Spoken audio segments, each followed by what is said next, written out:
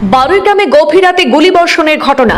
দক্ষিণ হাফানি গ্রামে গভীর রাতে গুলিবর্ষণের ঘটনায় ব্যাপক আতঙ্ক ছড়িয়েছে দক্ষিণ করিমগঞ্জ বিধানসভা এলাকায়।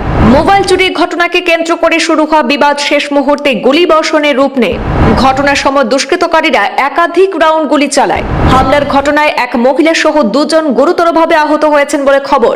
এই ঘটনার খবর পেয়ে পুলিশ দ্রুত ঘটনাস্থলে পৌঁছে পরিস্থিতি নিয়ন্ত্রণে আনে। সেই এলাকা থেকে উদ্ধার করা হয়েছে 3টি গুলির খোসা। গুলিবর্ষণের ঘটনায় আহত হয়েছেন আনোয়ার হোসেন এবং সায়রা খানম।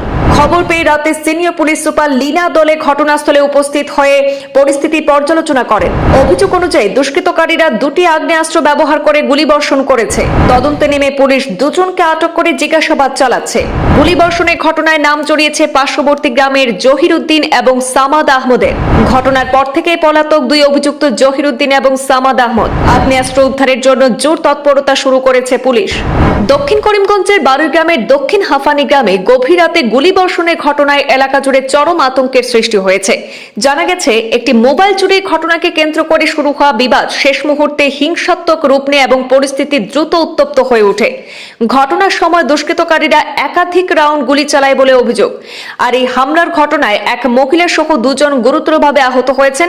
খবর পেয়ে পুলিশ দ্রুত ঘটনাস্থলে পৌঁছে পরিস্থিতি নিয়ন্ত্রণে আনে এবং এলাকা ঘিরে তল্লাশি অভিযান শুরু হয়েছে। শ্রীভূমি পুলিশ সূত্রে জানা গেছে যে ঘটনাস্থল থেকে 3টি গুলির খোসা উদ্ধার করা হয়েছে। এই ঘটনায় আহত হয়েছেন আনোয়ার হোসেন এবং সায়রা খানম। তাদের দ্রুত চিকিৎসার জন্য হাসপাতালে পাঠানো হয়েছে। এই গুলিবর্ষণের ঘটনার খবর পেয়ে রাতেই সিনিয়র পুলিশ সুপার লীনা দলে ঘটনাস্থলে পৌঁছে পরিস্থিতির সরজমিনি পর্যালোচনা করেন এবং আধিকারিকদের প্রয়োজনীয় নির্দেশ দিয়েছেন। অভিযোগ অনুযায়ী হামলাকারীরা 2টি পিস্তল ব্যবহার করে গুলিবর্ষণ করে।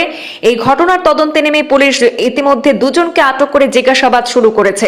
এই গুলিবর্ষণের ঘটনার সঙ্গে পার্শ্ববর্তী গ্রামের জহিরুদ্দিন এবং সামাদ আহমদের নাম উঠে এসেছে বলে পুলিশ সূত্রে জানানো হয়েছে। ঘটনার পর থেকেই 2 অভিযুক্ত পলাতক। তাদের খুঁজে পুলিশ একাধিক জায়গায় তল্লাশি চালাচ্ছে এবং পিস্তল উদ্ধারের জন্য জোরদার অভিযান শুরু হয়েছে। ঘটনা আমার নাম দিলওয়ার হোসেন, আমি দক্ষিণ আফানি থেকে হই। আর এখানে মোবাইল একটা চুরি করছে একজনে, শাহরুল আলম তার নাম। তার বাপর নাম ওই লগি কবির উদ্দিন। তো তারে ওখানে মারধর করিয়া তার কাছ থেকে মোবাইলটা উদ্ধার করা হয়েছে। ওর বাদে হে তার গাঁত গেছে গিয়া ডাক্স কারবার করেন জাহিদ সামাদ, তারা লইয়া আইছে। আইয়া এখানে তো আর খেরে পাইছে না, আমরা গেছি তার মোবাইল দিয়া গেছে গিয়ে। আইয়া আমার বাইরে পাইছে, আমার বাইরে ভাইয়া তারা মারধর করছেন, গুল্লি করছে বন্দুক দিয়া 4-5 রাউন্ড গুল্লি করছে তারা 2টা, জাহিদ আর সামাদে। জাহিদর বাপর নাম হইল কি আব্দুল ফাত্তার, আর সামাদ তার বাপর নাম পুরামতে জানি না।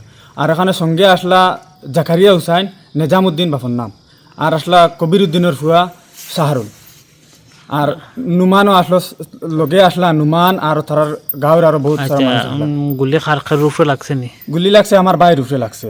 বাইর নাম কি? আনোয়ার হোসেন। আর আমার মারে রডদিন আন্না মারছন ফাউত, আর মাথার ডান্না মারে মাথা ফাটাইলিছেন আমার মার। পুলিশ আইছেন জায়গা? পুলিশ জায়গাত আইসন, ফাতারকান্দি পুলিশ আর বারিগ্রাম পুলিশ আইসন। 3টা গুল্লি জায়গাতে উদ্ধার করছেন পুলিশে। জায়গাতে উদ্ধার করা হয়েছে। জায়গাতে উদ্ধার। তোমার বাইর নাম কি?